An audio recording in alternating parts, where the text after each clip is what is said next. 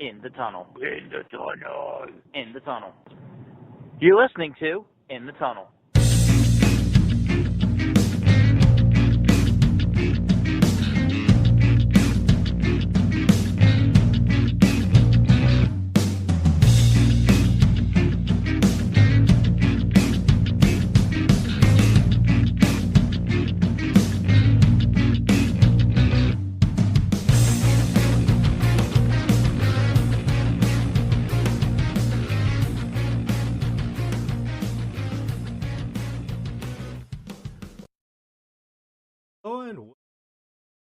Tunnel, episode number 1. That's more time off than we wanted, but yeah, things happen. So holidays, stuff like that. Yep. Let's just hop straight into. So, first things first, right? What we'll talk about in the NFL. Well, at the NFL is playoffs of. Half the games are done. Yeah, so we know now that the Rams beat the Seahawks, and we know that the Bills have moved on against the Colts. Yep. So So the last game is going on while the.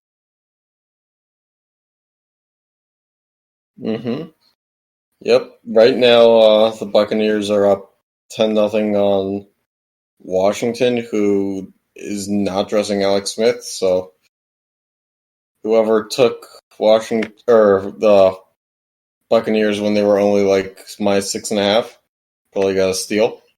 Because right now, live betting it would be 13.5. Actually, no, 15.5. I just checked. So yeah.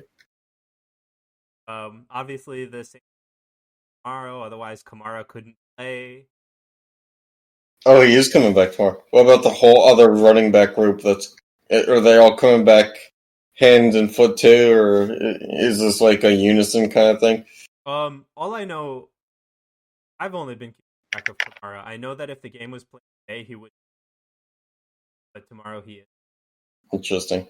Kind of like when the Ravens-Steelers game on that Wednesday was like, interestingly enough, like Mark Ingram would have been able to come back. And then he still didn't take the plane ride. That was weird. Anyway, yeah. So the big thing in wild card play so far, a lot of people are skeptical of the Titans because the Ravens are hot and the Titans' defense is not great. Obviously, people were skeptical of Washington because, for obvious reasons, record, roster, etc. I think people were probably skeptical of the Rams, but after what they did today, it looks very different.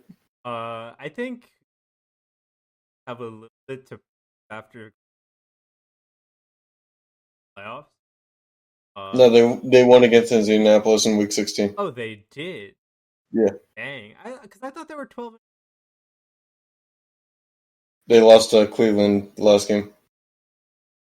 They decided, they looked at it and they were like, well, this is the only chance that they get for their stars to really have a bye week. Because, so, even though they could have gotten the 2 seed if the Bills lost, they weren't going to get that bye week. Yeah. So, a lot of their stars didn't make it, but they only lost by 2. So, I guess my reaction is to what you said. I'm not sure that, there's a lot to prove because just last week with no Ben or anything like that, so no TJ Watt, that they only lost by 2. I'm not exactly sure also what's going to look like for Cleveland. I don't know what's going on with their wide receiver Higgins and their first-round pick offensive tackle Wells. They were caught drag racing in Cleveland on Monday night. What the heck? So if they're suspended for the game, that changes things because we're already looking at a Browns team with no Odell Beckham Jr. Yeah. and that would also favor the Steelers' defense, despite it having no Bud Dupree. So Okay, I can see that. I misremembered, and I thought the and run of full. well, let's also not forget the Browns head coach is not in. He has COVID, so he's not gonna be there either. So things get a little. I don't know. Like, I think that the Browns could do it. A lot of people that I've worked, a lot of people I know who I talk betting with say that they like the Browns to cover, but I told a buddy of mine like he was going to take the Steelers in a parlay minus 5.5. I was like, why would you do that? You know that the Steelers are going to do what the Steelers do. Take them at 2.5 if you're going to put them in a parlay.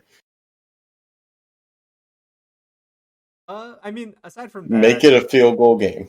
Aside from that, I don't really much. I expect the same. I now looking at the thing with the Saints-Bears game is interesting, though, because Breeze can't throw the ball deep anymore, and the Bears' defense is finding their stride, and their offense, despite the fact that they played like the NFC's worst teams at the end of the season, their offense has kind of gained momentum. But the problem isn't necessarily the offense as a whole, singular quarterback position.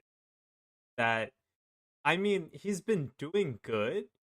Trubisky, I'm talking about, but still has those moments where you're like, what the heck is going on? And what version of him is gonna you had the beginning of the season Trubisky, which was terrible. You had their other it wasn't good, and even in playoffs, I wouldn't say that going. Okay, well, just looking this up now, it looks like Michael Thomas, I think for like the first game this year, is going to be able to play with Drew Brees on the field. I think from what I've heard in radio shows this week is that Michael Thomas has only played in games this year where Taysom Hill and Winston played. So kind of coincidentally, he's been in when Brees has been out. So this would be maybe the first game that he has him. I still don't trust Brees to throw a deep ball. I mean, don't get me wrong, but now he has his best option is back. Yeah, but I also don't necessarily think that defense. I think while the Chicago defense is really good, I think Brees can find like the small holes that he when he was find the small. I just don't know that the accuracy is there anymore. Like, if you pay attention to some of the throws, it's making it out of his hand fairly miserably. There's been some real duck throws, real wobblers, and I think the overall consensus is this is his last year, as it probably should be. I still think that it. I do too, but I think the X Factor wild card is the Saints defense. Okay, fair. Because you know that the Bears defense is going to show up. You know that the Saints offense, because of its weapons, where if Breeze isn't on, there's Kamara, Latavius Murray, Taysom Hill, stuff like that. There's still options there. The X Factor is, will the Saints defense be able to stop anyone? Because the Bears have now found a running game, which apparently it takes 3 weeks to find a running game when for the past 2 years they didn't have the ability to find it. Yeah, I know. Their running game's been last game. Yeah. I mean, I'm looking. Yeah, I mean, why not? Take football while you can, because college football has one game left. Alabama and Ohio State, which I honestly am surprised Clemson didn't win, especially because, okay, and like we didn't have college football planned, but here's what you do if you're a college football coach.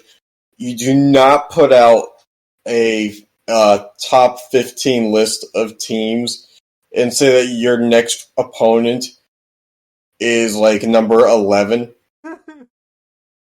It's like, oh, here are my top 15 teams. Keep in mind this is a playoff system where there's only 4 teams. I have Ohio State at 11. And then when like the media asks you if you want to like take back anything, double down on it and be like, no, that's where I had them ranked. It's like, well, then when you lose to the number 11 team, what does that make you? I stopped following college football. I mean, I really don't think Ohio State playoffs, especially. But Yeah. I digress. I don't know. I don't know what I hate more, Gonzaga basketball or Dabo Sweeney. I would say Gonzaga basketball. Probably, but like it's really getting to a point where with Gonzaga basketball, it's like I see Instagram posts and I'm like, it's amazing because like people, it's like Instagram picture, who can stop Gonzaga? And I'm literally like, if they were in the ACC, 4 teams would stop them at the very least. I wasn't even the person in the comment section that answered Pitt. Somebody else already beat me to the punch. So yeah, that's where I digress. All right, well, on our pretty terrible transition, we're going to the NBA. Yeah. All right, so the NBA season has started. In game. Yep. 9 to 10. As far as the Yeah.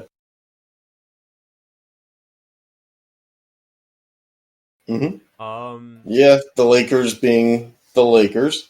The Sixers actually are now 8-2. They beat a team.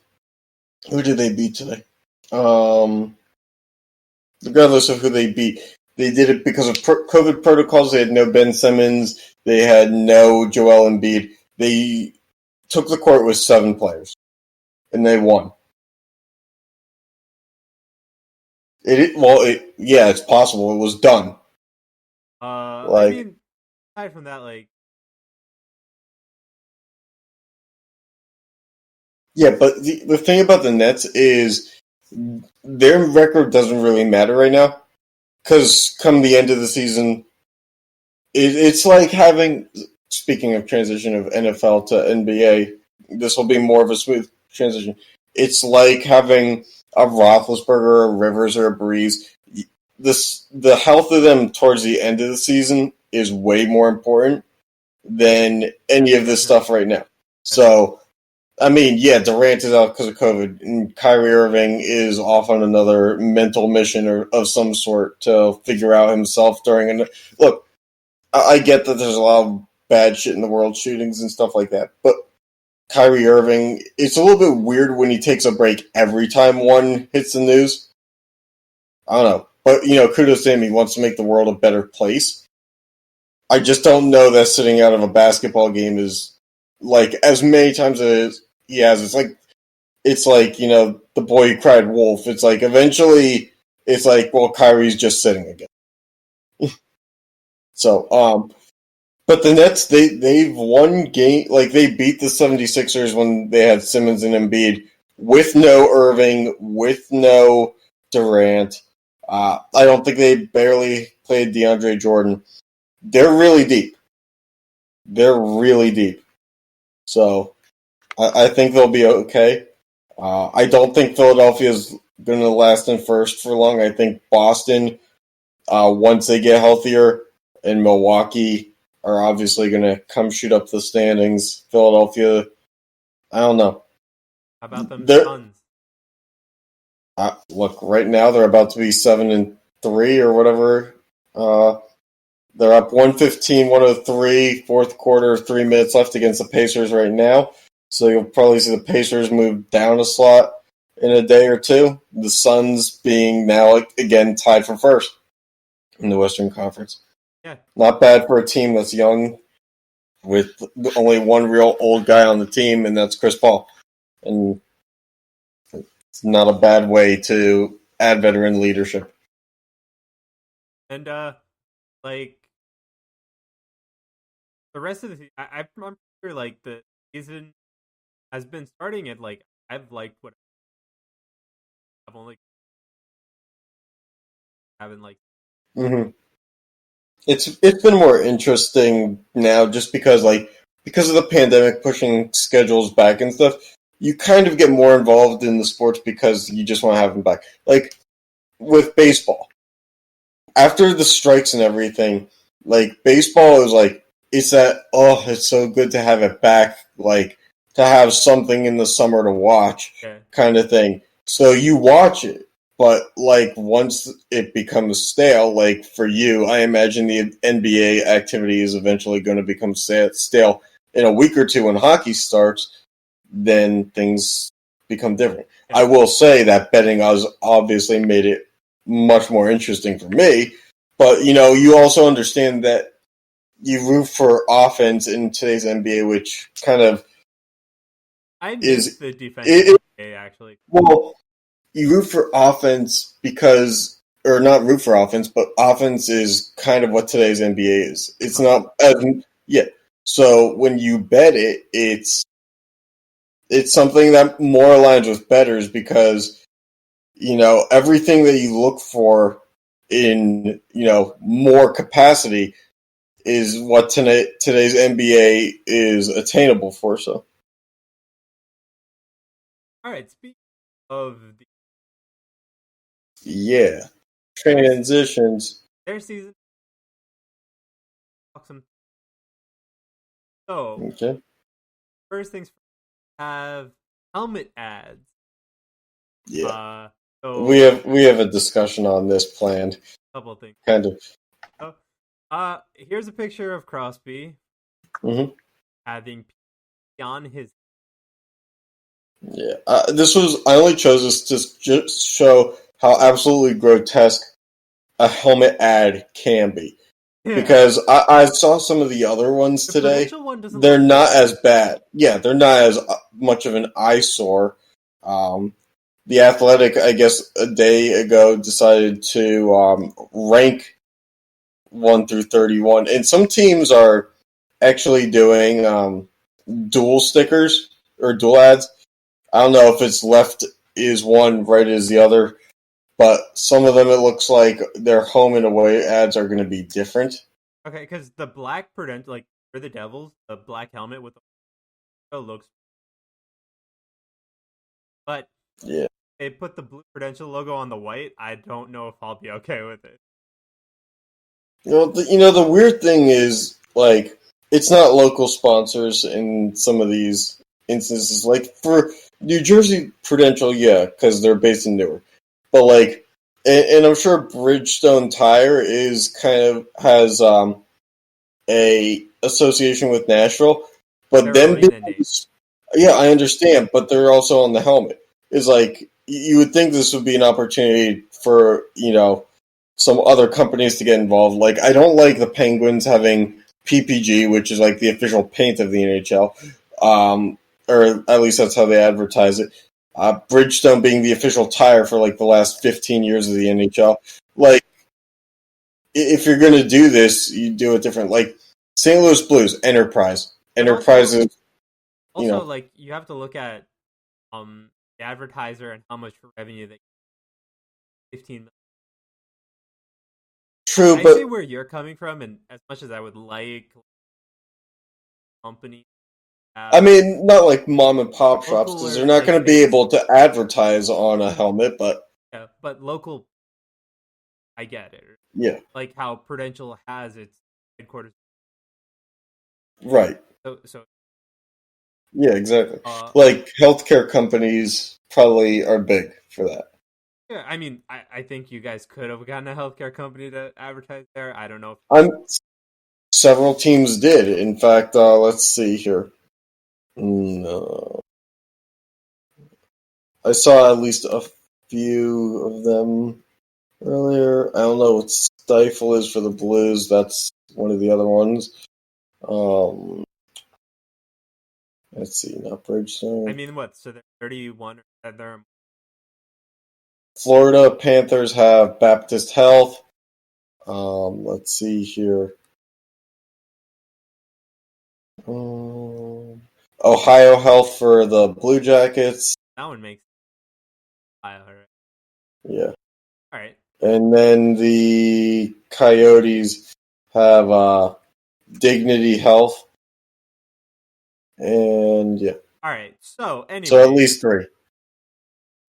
like again, I'm not against like helmet ads. Sure, they Mm-hmm. could probably like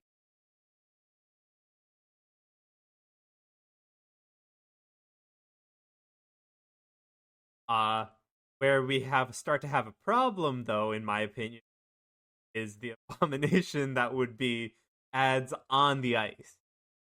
Yeah. Well, my thing is if the NHL is going to use advertisements, and we already debated this to some extent.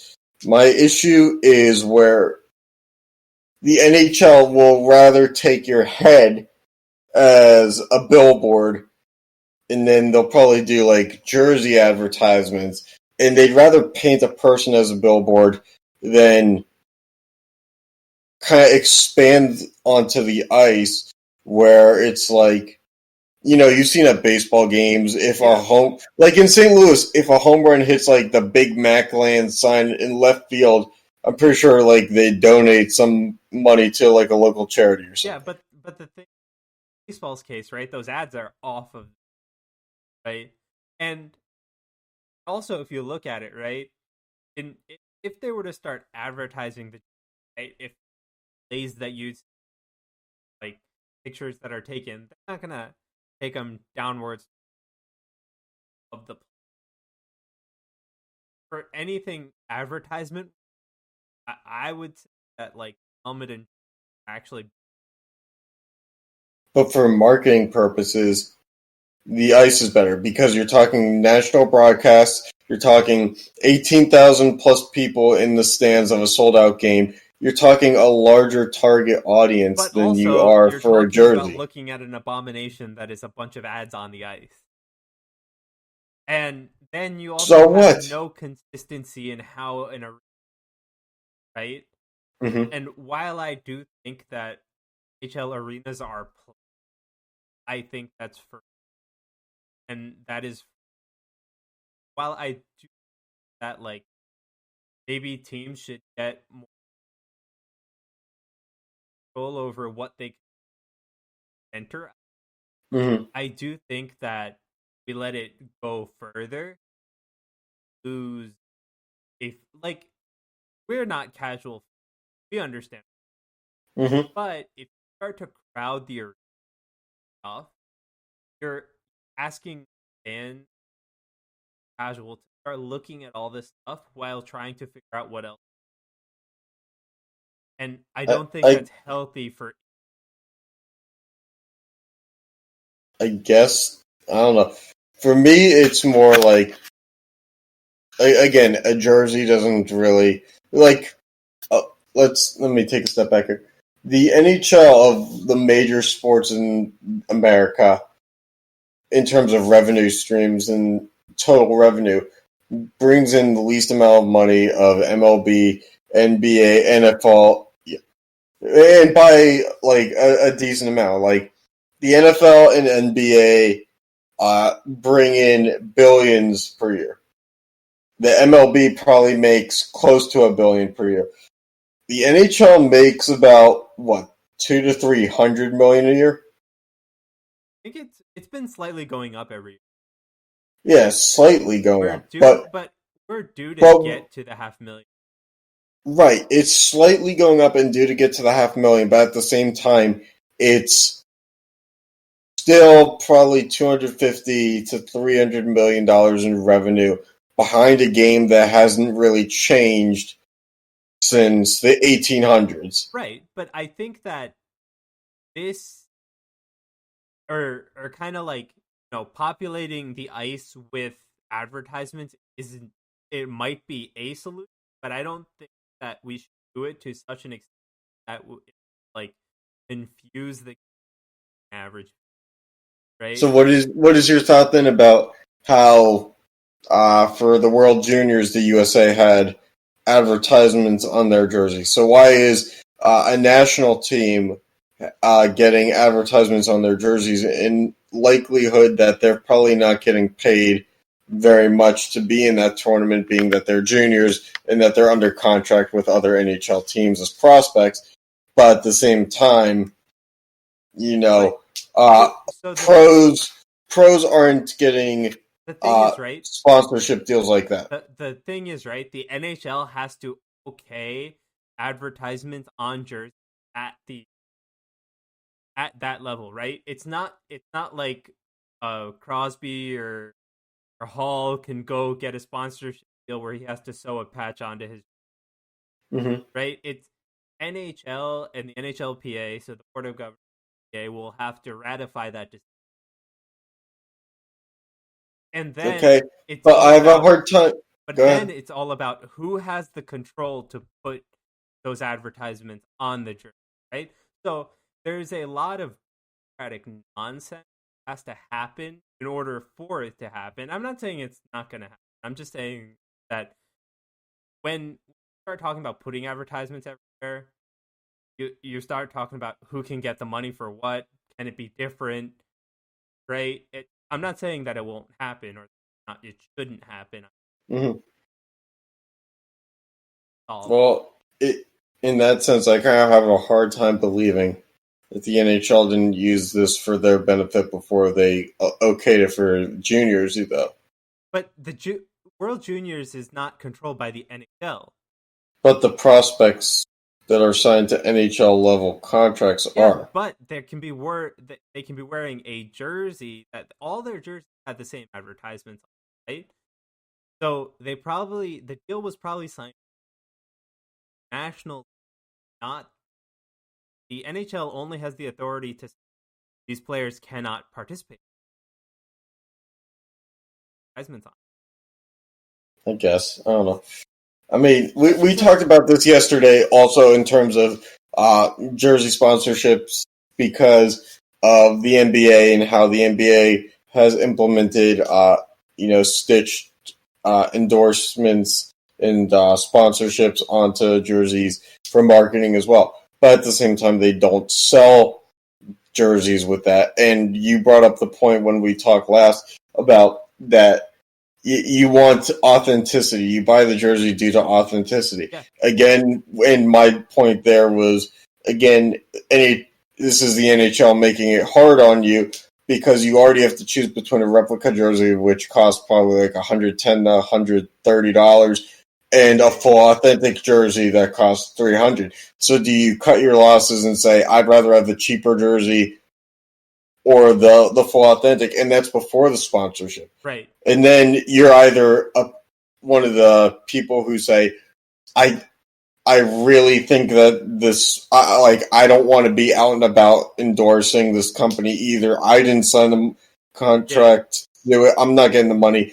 So do I buy the replica jersey for the cheaper one because I don't want the ad, or am I spending more money and then feeling like, well, this just made the jersey uglier, and now I'm stuck with this logo on it. But that's like a consumer choice, right? Mm-hmm.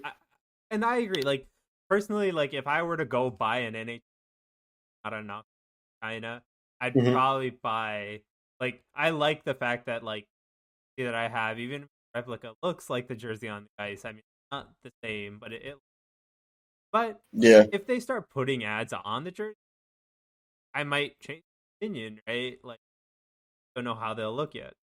But well, for me, location is part of the selling point for how much I'm into this.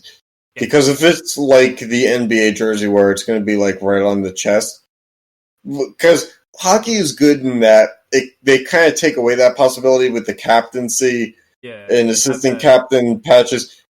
Right, but you still have another shoulder area on the other that you could have a patch, and it's too congested for me. Right, but like if you want to take the Adidas logo and move it down under the numbers, or kind of like at the very bottom of the jersey where like a player probably you don't see it because it's probably like tucked into their shorts or something like that, then that's fine. And then put the sponsorship like right above the back nameplate. Make it small. Like they could do it in a way where they could like sell small sponsorships for like the shoulder Mm-hmm. or something like that, because the NHL jersey. So I mean, there's a lot of space, like small sponsorship, like a big one that's how it would. Yeah. Oh, But so yeah. again, from all this, I still think like sponsorship deals for advertisements on helmets and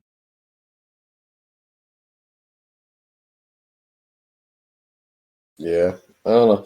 It's weird.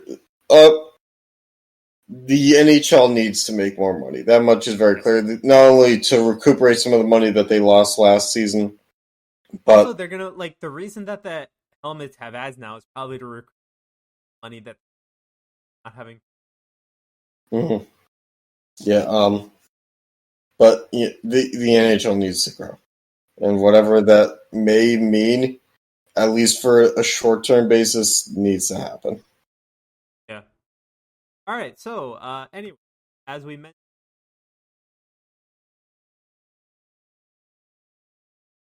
Hmm. So I used the Flyers schedule for the graphic on this because they by far at the start of it, because I was going to use the Devils schedule, but because the Devils play a bulk of their games to start off against the Islanders, Rangers, stuff like that, Yeah. they don't get what the other 29 teams get, Yeah. which is that a lot of what we're going to see this year is you play a team twice. Well, not back-to-back days, but they're a few days apart. Most teams are going to play 2 games per week. Yeah. And so expect for a week of you're playing the same team. And so it is a shortened season with only 50-some games, so you don't have to worry about back-to-back days. But it's going to be interesting, and this is purely to limit COVID potential transmissions, exposures. We never did find out, and I guess we kind of did find out that the teams that wanted fans who were going to do like outdoor games instead, that never really amounted to anything. Plus, lawmakers weren't going to let that happen either. I mean, don't get me wrong, it would have been great if the Penguins played all their games in the Steelers stadium. It would have been awesome to watch every game outdoors. But I'm like, even if it's outdoors, as like person, especially with the, gotta be careful. I mean, not to get away from sports too much, but in about a week, in 10 days, something like that, people aren't going to be careful. And you can probably figure out why. All right. Well, so the map of the teams that are playing, you'll notice that closest proximity Canada is Yep. Wild have the trek to the Sharks, or Yeah. At least in terms of map view. Yeah. Red Wing longest. Yeah. I mean, I imagine that the Canadian teams have the longest treks, to be honest with you. I'm only talking about the U.S., right? The yeah. Canadian teams are full east-west, right? That's gonna. Yeah, but that's just by a lot of itself landscape. Long. Yeah. Basically, like going to Hawaii every day. But I mean, like, the 3 Maple Leafs, they're pretty. The only one that's kind of like, that's. Yeah. Yeah, because wherever they go is a stretch. Yeah. But yeah, then the Vancouver, Calgary, and Edmonton are, I mean, that close, but it's. Yeah, I'd say St. Louis is, other than with Arizona there, St. Louis is kind of in a no man's land area. Not just geographically speaking, but, if they have a California road trip, that's a little out of the way, and then going to Minnesota kind of reverses itself. I'm not mistaken.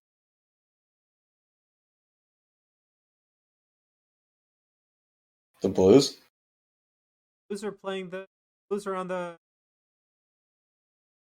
Oh, I'm sorry. I'm talking about Talking about Texas Avalanche. yeah, Colorado Avalanche. My apologies. But I mean, I'm just happy hockey's gonna be back. Yeah, we'll see how long it lasts. I'll be The watching. Penguins already had to cancel and shut down camp because of COVID. Can't even make it to the regular season. Corey Crawford retired for the day. Oh, who cares? Yeah, how'd you like when I texted you do that? Congrats on Corey Crawford. You signed him this offseason, and he already retired before the regular I season. mean, it's not like Not that he was going to be the starter Yeah, anyway, I know, but like right? he was like the biggest free agent signing that the Devils have had in 2 or 3 years. Yeah, Like actual signing, not acquisition through trade. yeah, but like it's whatever. He wasn't going to be our starter, so it's Yeah. care too much. Yeah, but name wise, you weren't going to like acquisition wise. Name alone for PK Subban was like the biggest move the Devils made in years. Yeah. Again, in terms of talent, it hasn't really worked out, but name wise, Yep. it was huge.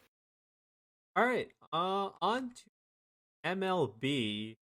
As we were just talking about it for, but the only thing we can talk about for the NL will be the offseason. Yeah. So the Mets are under new ownership with Steve Cohen and his billions of dollars. Must be nice to go from low payroll to infinite money. Yeah, we'll never be able to see that. So under that new regime, we see difference in attitude. So Lindor, long rumored to be traded. It was going to be something. Is he going to be traded before last year? Is he going to be traded at the break last year? And then now, because he was entering the final year of his contract, now he's dealt. And it wasn't to the Dodgers or the Red Sox or the Yankees like all the rumors have been for the past year or so. Now it's the Mets. The Mets give up a couple of young players who I believe were on the major league team and a couple of prospects. But they now have the money to go out and extend Lindor. Yeah. Which is something that Cleveland didn't have. And then they get Carlos Carrasco, which is a decent bullpen option too, which the Mets have not had decent bullpen in years. So, but this is interesting. All of the Mets' problems stemmed from the lack of monetary. Well, yeah, that's what happens when you get embedded with Bernie Madoff as an athletic franchise. Yeah, all right. Anyway, so... Oh, also the Mets are linked and rumored to be in on George Springer, too. All right, He's so... Who did the Mets give up? George Springer? No, for... Oh, yeah, no, we already covered that. Ahmed Rosario, Andres Jimenez, Josh Wolf, and Isaiah Green. Yep. All right, and... Two of those guys were on the MLB team, I think, Rosario and Jimenez. I could be wrong on the Jimenez part. I know Rosario was. And then the other two are prospects. I know that I know a few people who will be happy that the Mets are spending money. I imagine so. Anyway, the only other piece I have for the... So these two trades happened a little bit ago, but it's important to make a note of the Padres sucked for so long and then turned it around. They got Eric Hosmer, Manny Machado. They had prospects that they didn't have to get rid of. Yeah. Then they go out, they acquire Blake Snell from the Rays, who were rumored to want to get rid of him. They get Yu Darvish from the Cubs. Mike Clevenger is on the team. He's out for this year, it looks like, looking at the rotation. Maybe Tommy John, I'm not sure. But at 100%, you have to think that they're the rotation to beat. So, I mean, I don't know if they had a new ownership group come in too, but it certainly seems like they were able to go from low payroll to high fairly quickly. They turned that ship around really quick. Yeah. It'll all work out great until they can't pay Tatis a new contract. Basic. All So right. yeah, Yeah. So that's our coverage of the four major sports. Wanna I apologize for any technical difficulties, and we'll work to make sure that we don't have them next week. Right now, we're in a new apartment here. I am sitting with my feet on a stack of towels, and the light behind me is a bathroom. So things are. This was definitely the backup option. Yo. Like normally, I have the laptop on a desk, and you don't see the camera moving, but it's just in my lap today. So things are a little bit different, but they'll get fixed soon. All right. Well, catch you next.